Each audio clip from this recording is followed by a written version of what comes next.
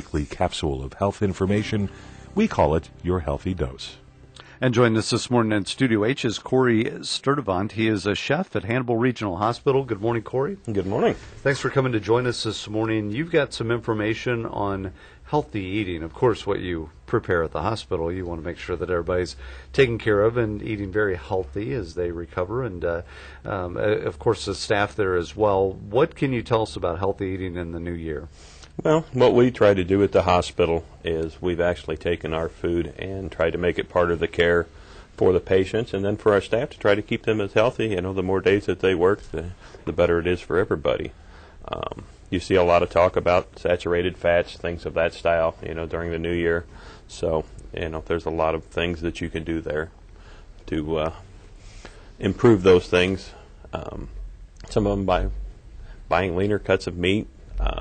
Lean ground beef's one that a lot of people don't realize how much fat it is, but for each 5% that you use a lower fat, it's actually 3 grams per 3 ounces, which goes a long way. Really? Yeah, 10% difference is a strip of bacon. So it's a that lot. puts it into perspective Yeah, now. it really does. Now, Corey, a quick question. If we use ground beef, say, for example, we go for the less expensive, say, 85% ground beef, drain the fat after it's been thoroughly browned. Is that equivalent to the leaner ground beef, or is that comparing apples to apples and oranges to oranges? Actually, it does a lot of good to drain them. The other thing is, you know, if you're really watching it, you can also rinse it. You know, once you've heated it, put it back in the pan. You know, you wash away most of the fat, and yeah, it'll bring it down a long ways. Interesting.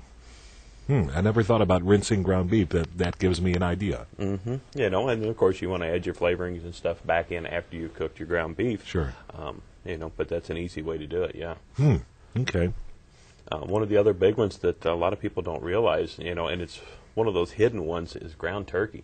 You see ground turkey at the store, well, turkey's healthy for you. Mm-hmm. But most ground turkey, unless it says what the percentage of fat is or that it's just turkey breast, contain the skin. Which is about the same as grinding bacon up in it. So, you know, which I love bacon, but you know, it's a Corey, you're thing. killing me. But that's interesting. That's the reality, because you don't really know what's in it. You think that it's okay. You know, there's some other hidden ones. Low-fat salad dressings. Most people don't realize when they take the fat out of them, they usually replace it with sugar. Mm-hmm. So most of us trying to watch our weight the first part, you know, all year long, you know, that's one that you don't realize. But if you turn the bottle around, a lot of them are higher in calories. By using some sort of sweetener. Yeah, because you got to have that mouthfeel. You know, so that's they do a lot of that type of stuff. Vegetables, you know, that's a big part right now. You know, you're seeing a lot of fresh vegetables. Your markets are offering a lot. You have farmers markets out there doing a lot. So those are, you know, your best sources there. Unfortunately, a lot of the vegetables in cans have had a lot cooked out of them. You know, so if you can get it locally, you can buy it fresh.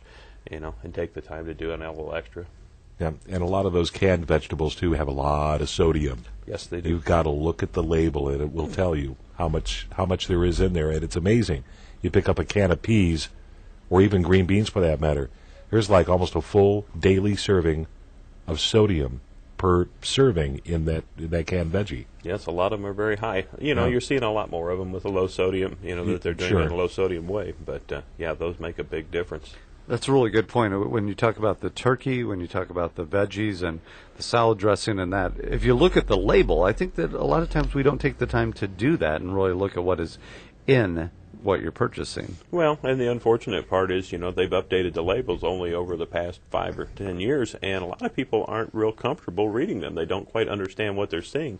One of the big things you have to watch is they will show, you know, a low fat or a low sugar, you know, rating, but then if you look up, that's a teaspoon, not a half a cup. So, you know, some of your dressing, you know, some of your salad dressings, like ranch salad dressing, are horribly high, you know, in fat and salt.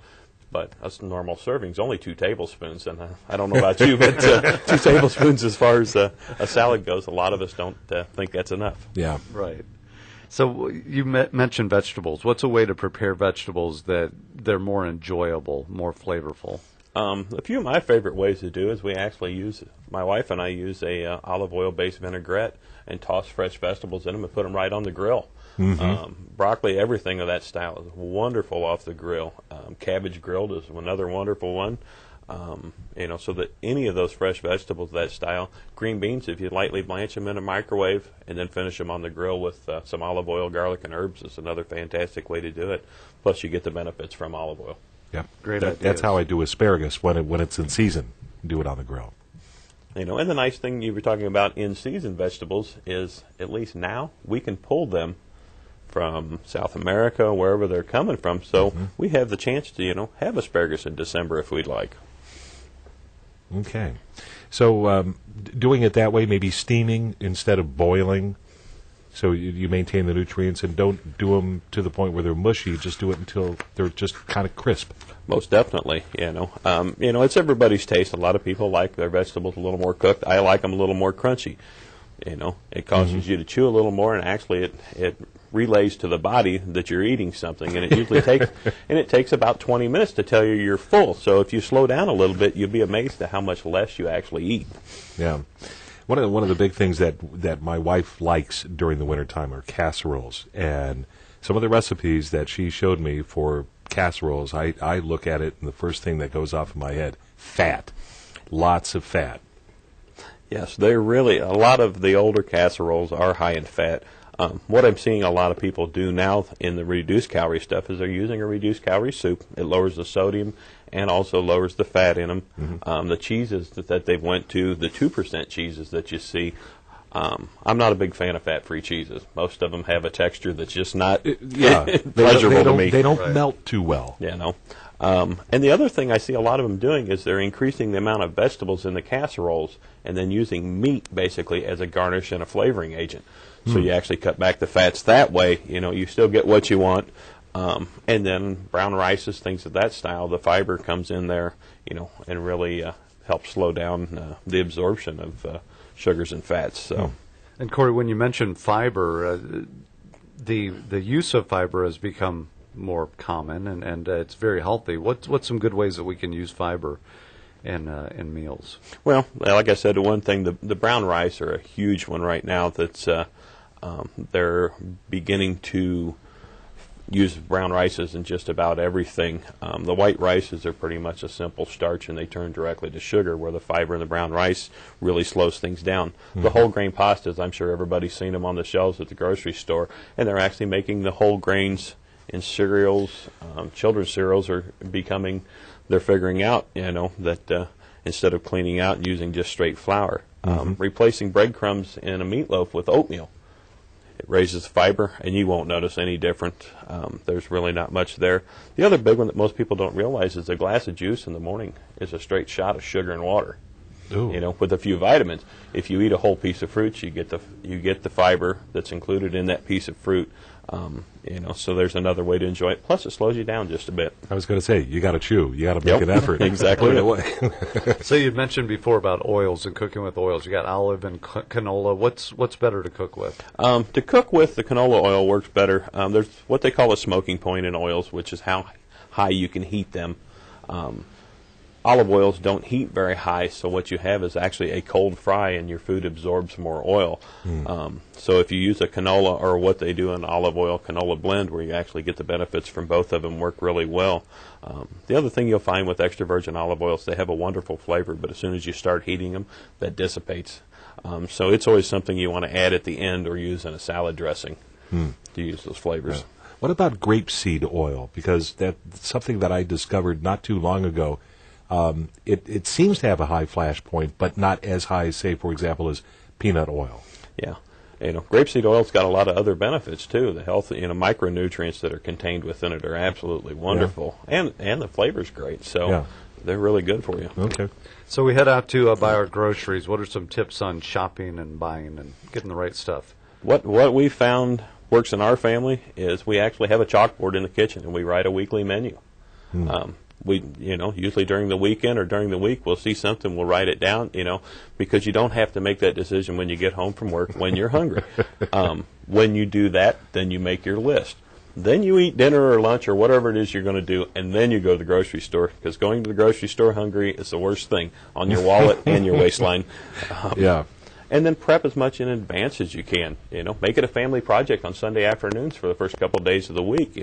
Cut the vegetables, get everything ready to go. So when you come home, you've only got a short amount of things to actually put together. Very good point. No, that is a Especially good if point. you've been cooking all day like yourself, and then you get home and you're cooking again. Yeah, You have it taken care of. I enjoy that part of it. The other big one that most people don't realize is, and you may have heard it, is to shop around the store. If you shop the perimeter of the store, if you think about what's there, those are your produce, those are your meats, those are your milks, everything in the middle of the store is processed. So if you tend to stay away from those areas and work the perimeter of the store heavier, do your first part of your shopping there, you'll see your cart fill up. Then as you go into the other parts of the store, you don't need to buy quite as much. Oh, that's a good tip. And then also, as we're into the new year, a lot of resolutions. What can folks do? Some easy tips on getting that weight off. Probably the biggest one, and we do the same thing at the hospital, is portion control. You have to watch your portion control. Mm-hmm. An average portion is 3 ounces, and it's the size About the size of your fist. Mm-hmm. It's quite small, or a deck of cards. Oh, yeah. And that's an easy one to look at. The other thing is, after you've eaten it, before you go get seconds, wait about 10 minutes. It takes about 20 minutes for the body to recognize that. If you go and wait that 10 minutes, you might find that you're already full. Mm-hmm. Or have a glass of water. Very good. As you wait. And we could still go on with some great information, but how can folks get a hold of you and get the information that they need? The hospital actually has our website at hrhonline.org. And our webmaster at the hospital has posted all kinds of interesting information and health information that runs everything from one end of the hospital to the other. So. And don't be discouraged if you break your New Year's resolution. Go back at it. Yeah, most definitely. Remember, it didn't get there overnight. Exactly. Baby steps. All right. Corey, great information. Thank you very much for joining us. Thank you. It's Corey Sturdivant, who's a chef at Hannibal Regional Hospital. Thanks for coming over. Thank you. Yeah. All right. And, of course, Your Healthy Dose, brought to you by Hannibal Regional Hospital and Hannibal Regional Medical Group. More online, hrhonline.org.